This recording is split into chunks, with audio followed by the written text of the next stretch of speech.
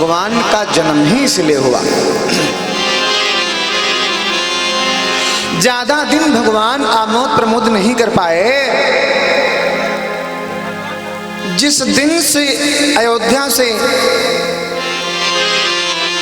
अब ठीक है भैया, अब चेहरे पर लाइट आएगी, अच्छा है। आज बड़ी व्यवस्थाएं हो रही हैं। हाँ भाई, व्यवस्था से आत्मा गदगद है। जो लोग व्यवस्थापक बंधु हैं, एक बार ताली फिर से बजा दीजिए ताकि और लगन और मेहनत से आप काम करें। बहुत बहुत धन्यवाद। दिन दोगुने रात चौगुने खूब आपकी तरक्की हो और इस क्षेत्र में जितनी बुकिंगें हों सब आपको मिलें, क्योंकि भगवान की कथा में सेवा करने का यही एक फल होता है।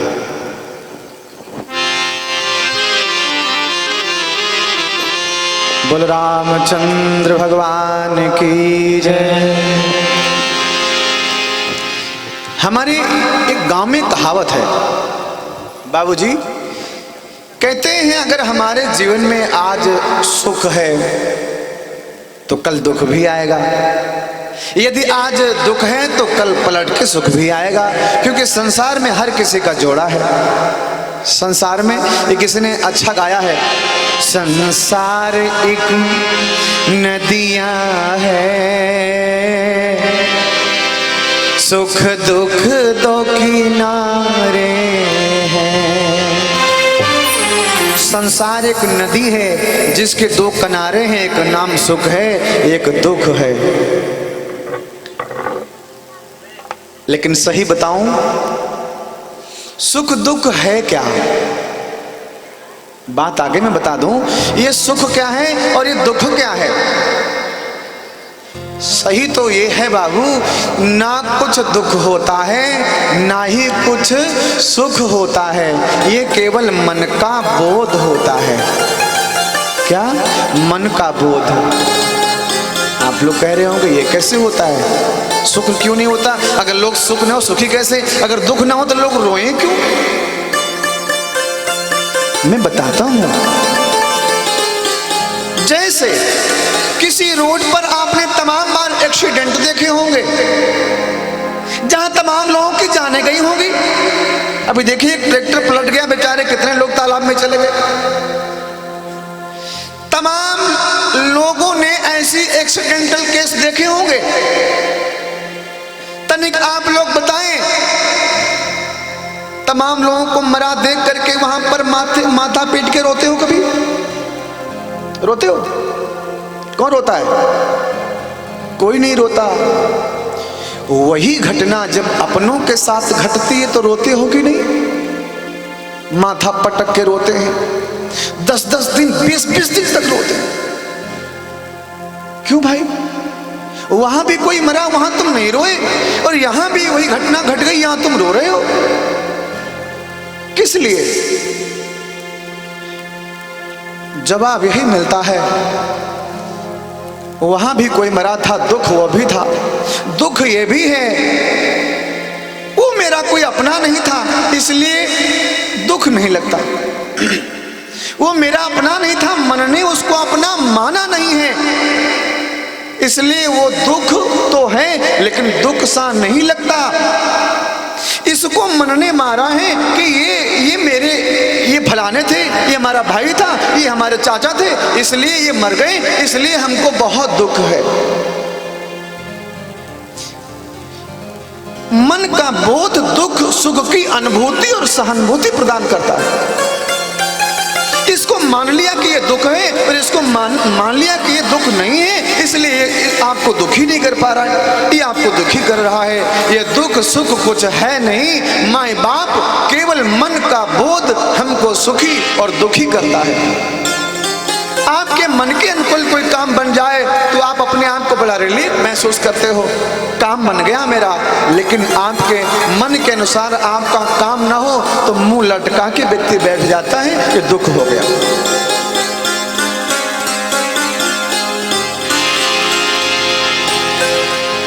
लेकिन आते दोनों हैं, सुख हो या दुख हो, साक्षात हो या आभास हो, आते दोनों हैं, क्योंकि जोड़ा है धरती और आकाश, अच्छा और बुरा, सबका जोड़ा है संसार में। दशरथ जी महाराज, चक्रवर्ती सम्राट महाराज दशरथ के एक बार सरयू मैया के घाट पर गए और देखा उस घाट पर सिंह, बकरी एक दूसरे के भक्षक जानवर एक ही साथ जल पिया करते थे। कोई किसी से कोई दुश्मनी नहीं थी। वहीं पर दोनों हाथ जोड़कर आकाश मार्ग की ओर देख करके कहा, प्रभु सरयू के तट पर अयोध्या का दृश्य बरकरार रखिएगा। लेकिन भैया सुख दुख तो जोड़ा है, वो आता और जाता रहता है। जनकपुरी से जब हुआ, जिस दिन से जनकपुर से भगवान विवाह करके आए, तो अयोध्या के महलों में एक दिन, 2 दिन, 10 दिन नहीं, महीनों तक मांगलिक कार्यक्रम होते रहे, सहनाइयां बजती रही और बधाइयां बजती रही। जनकपुरी में राम का जब से हुआ विवाह, तो छाया तब से अवध में नया चाव उत्साह। तब से लोग रोज नाचते रहे, रोज गाते रहे, लोग रोज खुशियां मनाते रहे। लेकिन भैया, अरे माता, धीरे धीरे उन महलों का राग ढाक बदलने वाला है। क्या बदला?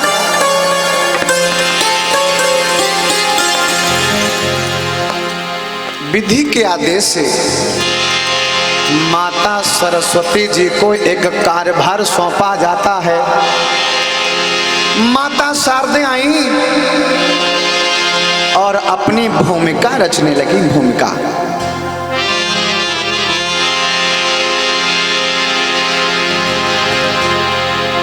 कथा आप सभी को विदित है।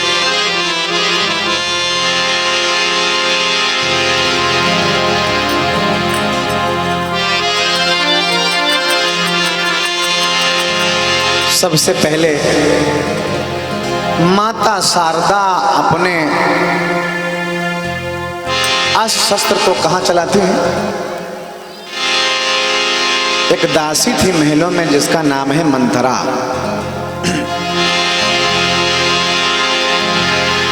मां शारदे आई, मंथरा के बुद्धि पर बैठ जाती हैं और जिस पर माता शारदे की जैसी कृपा होती है, व्यक्ति वैसे ही नाचता है और वैसे काम करने लगता है।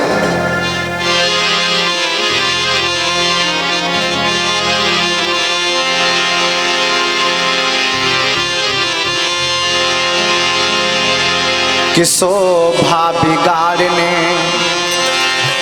अरे पहले तो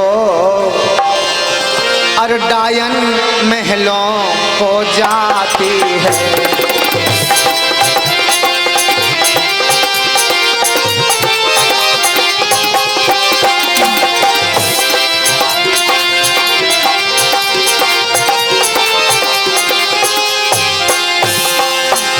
शोभा बिगाड़ने पहले तो डायन महलों को जाती है। ब्रह्मा जी के आदेशों पर नागिन सी बल खाती है।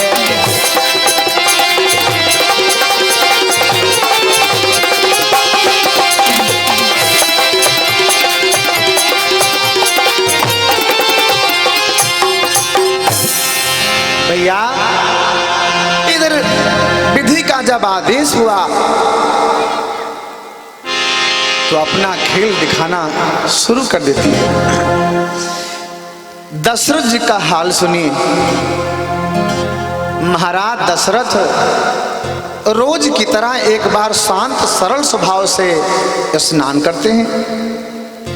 स्नान करके जब व्यक्ति काम करता है वही दशरथ जी महाराज कर रहे हैं। लेकर के कंघा अपने बालों को संवारने लगे, दर्पण के सामने अपना चेहरा देखने लगे। अच्छा, लोग शीशा क्यों देखते हैं?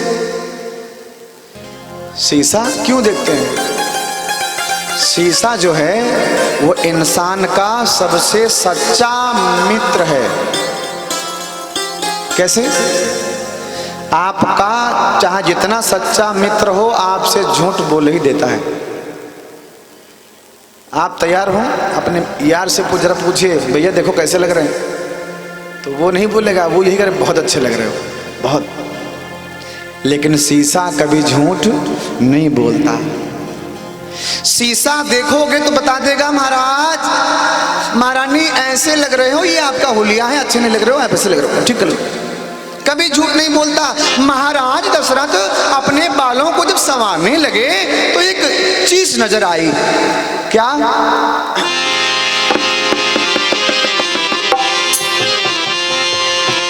एक दिवस अचानक राजा ने दर्पण में अपना मुख देखा।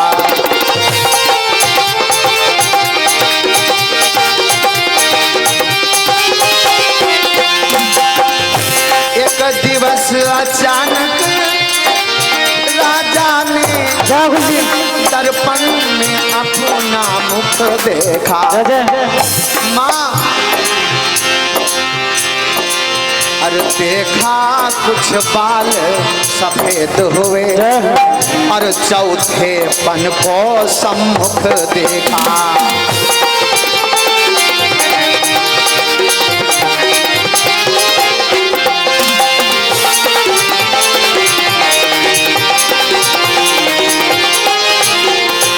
महाराज दशरथ ने देखा कि कुछ बाल सफेद हो रहे हैं बार बार। अरे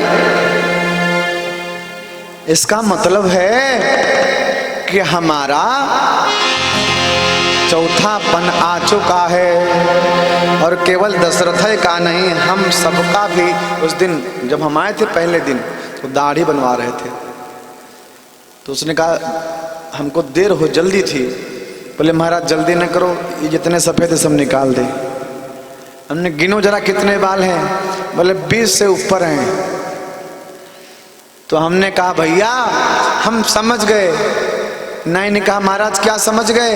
हमने कहा 20% बुढ़ापा आ गया। 20% बुढ़ापा आ गया। अच्छा, कैसे जानोगे कि अब धीरे धीरे बूढ़े होने लगे? इतने बाबा बूढ़े बैठे हैं, किसी से पूछा जाए बाबा आप किस दिन बूढ़े हुए थे, कोई बता पाएगा? पता ही नहीं चलता कब अवस्था आक्रमण कर देती है। ये है क्या? ये भगवान की चिट्ठी है, भगवान की पाती है। भगवान कहते हैं पहली चिट्ठी भेज रहा हूँ, तैयारी कर लो, धीरे धीरे तैयारी शुरू कर दो। क्योंकि ये जानते सब हैं कि हमको वहाँ जाना है। ऐसा कोई नहीं है जो ये न जानता हो कि हमको जाना है। पर इतनी माएँ बैठी हैं, इतने बाबूजी लोग बैठे हैं, तने के सच्चे दिल से बताइएगा, क्या कोई तैयारी कर रहे हो वहाँ जाने की? कोई तैयारी नहीं, कोई तैयारी नहीं करता। यात्रा पर जाना हो, पेटीएम करवा लें, पता नहीं कहाँ एटीएम साथ डाल लें, 10 दिन का राशन डाल लें, या 15 दिन का जब टूर करते हो तो वहां पर भैया आप इतना बंदोबस्त करते हो, और जहां तुमको हमेशा हमेशा के लिए जाना है वहां के लिए कोई तैयारी नहीं है, कोई तैयारी नहीं। किसी से कहो भजन कर लिया करो, तैयारी, ये तैयारी ही है। तो जवाब देते हैं अब भाई हमारी उम्र का है, जब आएगी उम्र भजन करने की तब भजन करेंगे। अच्छा, युवाओं से हम एक प्रश्न करना चाहते हैं, 1000 साल जियो। वैसे 21 मुद्राएं आदरणीय राम सेवक पूरे रामदीन जी के ओर से 21 मुद्राएं बरसाती लाल जी पूरे रामदीन, राम जी अंग संग रे भंडारे भरे। अच्छा, कोई गारंटी है कि बुढ़ापा आएगा ही? गारंटी तो नहीं है। गारंटी नहीं है कि बुढ़ापा आएगा। यदि आएगा भी तो एक प्रश्न मैं आप सबसे करना चाहता हूं। जो लोग कहते हैं जवानी कोई भजन करने की चीज नहीं है, बुढ़ापा में भजन किया जाता है, उनसे एक प्रश्न है मेरा। आप जब यात्रा में जाते हो तो आपके घर में कई गाड़ियां होती हैं। एक गाड़ी जो अभी आपने 1 साल के अंदर ली हो और एक गाड़ी वो 98 मॉडल खड़ी हो, तो बताओ कौन सी गाड़ी से यात्रा में जाओगे? नई की पुरानी वाले से? हैं? नहीं, यात्रा में नई गाड़ी का चयन करते हो और भजन रूपी यात्रा में ये गाड़ी पुरानी होने का इंतजार करते हो। ये गाड़ी है, ये शरीर भी तो गाड़ी ही है। इस गाड़ी को पुरानी होने का कि पुरानी हो जाएगी तो भजन करूंगा, तो भजन करूंगा। अरे कहाँ ब्रेक फेल हो जाए, अरे पुरानी का कोई भरोसा है? ये जब तक गाड़ी नहीं है तभी तक जितना मन चाहे भजन कर लो, जितना चाहे भजन कर लो। गाड़ी पुरानी हो जाएगी तो कहाँ ब्रेक फेल हो जाए, कहाँ टायर पंचर हो जाए, माँ बाप कोई भरोसा नहीं है।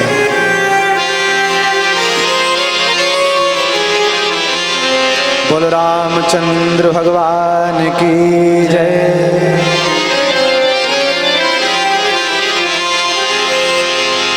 इसलिए माताएं, हम सबसे एक ही प्रार्थना करते हैं, माँ जितना समय मिला करे भजन किया करो, यही एक साथ जाएगा। 12 घंटे होते हैं, 12 घंटा कोई भजन नहीं कर सकता, हम जानते हैं। अरे हम बाबा हैं, हम नहीं कर पाते तो आपको क्या बताएं? 12 घंटे कोई भजन नहीं कर सकता। 12 घंटे नहीं तो 6 घंटे तो कम से कम निकालो। 6 घंटे टाइम नहीं मिले तो 3 ही घंटे निकाल लो। 3 घंटे भी टाइम नहीं मिले तो 1.5 घंटे निकाल लो। उतना भी ना मिले तो 1 घंटा निकाल लो। 1 घंटा भी टाइम ना मिले मेरी माँ तो आधा ही घंटा निकाल लो, पर भजन तो किया करो। आधा घंटा भी समय ना मिले तो गोस्वामी तुलसीदास जी कहते हैं, एक घड़ी टाइम निकालो माँ। 1 घड़ी तो टाइम मिलेगा आपको। 1 घड़ी, आधी घड़ी। 1 घड़ी भी टाइम ना हो तो आधी घड़ी कर लो। आधी घड़ी भी टाइम ना हो तो फिर भी संतों ने कहा, आधी माँ पुनियाद तुलसी संगत साधु की, हरे कोटि अपराध। जितना टाइम आपके पास हुआ करे उतना टाइम भगवान का भजन किया करो। जरूरी नहीं दिन भर करो, लेकिन जितना समय मिला मन से भजन किया करो। यही तुम्हारे साथ जाएगा। बच्चों के लिए जिंदगी भर कमा कमा के मर जाओगे। आज बच्चों का बना दे, आज पोतों को बना दे, बिटिया को कुछ करवा दे। अपने लिए कब करोगे माँ? अपने लिए सोचो, अपने बारे में। सबका साथी स्वयं बना तो, स्वयं का साथी कोई नहीं। जन्म के साथी मात पिता, पर कर्म का साथी कोई नहीं। अपना कर्म तुमको खुद बनाना पड़ेगा। ये कर्म भूमि है माँ, ये कर्म भूमि है। यहाँ इसलिए आते हैं कर्म बनाने के लिए। स्वर्ग सबको चाहिए। स्वर्ग मालूम है स्वर्ग है क्या? स्वर्ग है होटल बाबू, स्वर्ग है 5 स्टार होटल। अगर आपके जेब में पैसे हैं तो आप होटल में ऐश उड़ाएंगे। जब तक आपके पुण्य का बैलेंस आपके जेब में रहता है तब तक व्यक्ति स्वर्ग में रहता है। पुण्य का बैलेंस खत्म तो धक्के मारकर निकाल दिया जाता है। जो बेटर मालिक सर करके आपके आगे पेश होता था, दुम हिलाता था। आपके पास जब पैसे नहीं तो बस बाहर निकल जाओ। बहुत देखे तुम्हारे जैसे।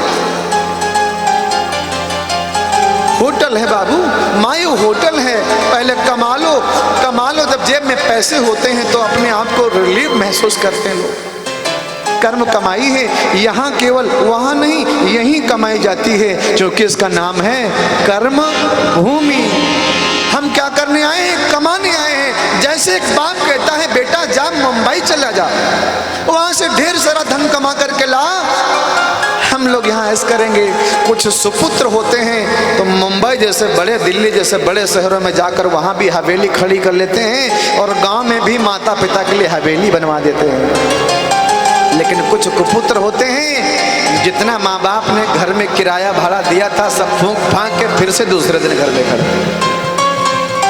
ये हाल हम लोगों का भी है माई बाबू।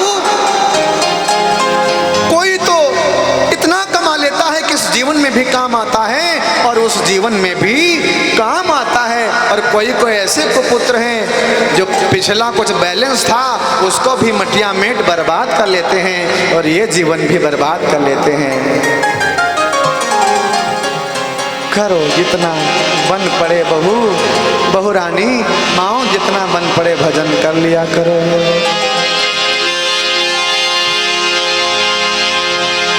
महाराज दशरथ, उनको पहले चिट्ठी आई, वो समझ गए हमको संदेशा आ गया।